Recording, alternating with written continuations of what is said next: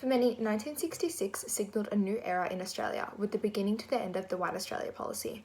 It was hoped that this would end deep-rooted racism and systematic oppression of our Indigenous Australians. This was not something that could evaporate overnight, and even now we are still facing detrimental effects of colonisation. Impacts of racism for Indigenous Australians abound in almost every facet of life, from poor income, health, education outcomes, and an overrepresentation in the criminal justice system. This comes as a significant economic and health cost to Australians, and in order to properly address this issue, Australia must understand why the difference in the quality of life between Indigenous Australians and white Australians is so large, why it occurs, and how we can educate to combat racism and oppression. In Australia, we see a major overrepresentation in arrest and incarceration of Indigenous Australians. Indigenous Australians total 3% of the overall population, yet make up for 28% of prison population. An Indigenous woman is 20 times more likely than a non-Indigenous woman to be incarcerated. And since 2004, the number of Aboriginals in custody has increased by 88%, compared to only a 28% increase in non-Indigenous Australians. It's a common misconception that the United States has the highest rates of incarceration of a specific race. However, as whole numbers it's correct, but as per 100,000, Australia incarcerates 2,440 Indigenous Australians, whereas the US imprisons 2,207 African Americans per 100,000. WA alone incarcerates 4,066 Indigenous people per 100,000, almost twice that of the US. This makes our Indigenous Australians the most incarcerated race in the world, and statistically speaking, it must mean our Aboriginals just offend more and more seriously, but it's just simply not the case.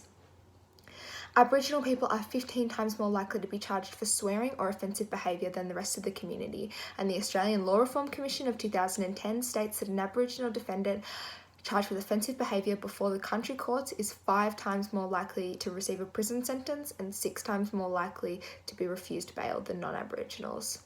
As assault occasioning no harm is the most serious offence for 93% of Indigenous detainees, according to our Human Rights Commission, and Aboriginals are therefore over 3 times more likely to be imprisoned for assault that didn't cause bodily harm.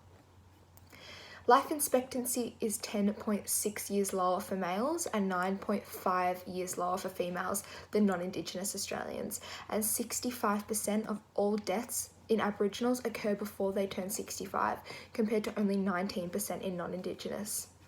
There were more than 250 known Australian Indigenous languages. However, only 120 were still spoken in 2012.